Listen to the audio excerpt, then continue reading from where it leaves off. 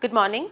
Wall Street broke a 4-week losing streak last week, but investors are still worried about China, Greece, and the impact of global recovery that could be far more sluggish than expected. The extended weekend brought mixed emotions. The industrial output data for December surpassed all optimistic estimates. China surprised by raising the reserve ratio for banks. Data also showed that Eurozone growth came to a halt in the last quarter of 2009. Among the other bad news was, of course, the blast in Pune, just as India and Pakistan get ready to resume bilateral dialogue. FIIs were net buyers in the cash segment on Thursday at Rs 2.11 billion on a provisional basis, while the local funds were net buyers of just Rs 608.2 million, according to figures published on the NSE website. In the F&O segment, the foreign funds were net buyers of Rs 10.77 billion. We would expect a mildly positive start for the Indian markets. There is a likelihood of another bounce, but one should just not get carried away by any sudden spurt, as upside too remains capped.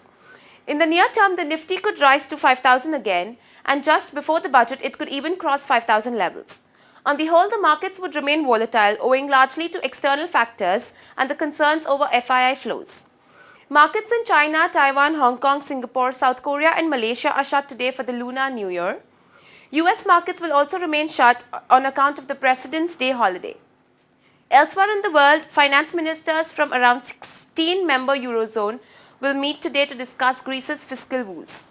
The other news is the board of Kuwait's Zen Telecom accepts a US $10.7 billion offer from Bharti Airtel for the bulk of its African assets. The government may announce a major capital infusion into public sector banks.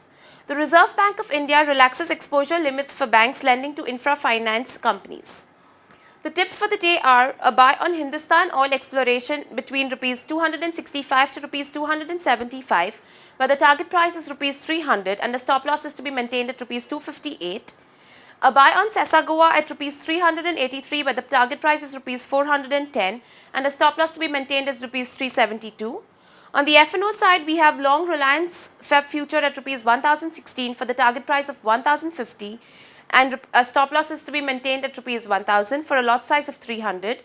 And long Cummins India Feb future at Rs 461 for a target price of Rs 475 and a stop loss is to be placed at Rs 455 for a lot size of 950. Thank you.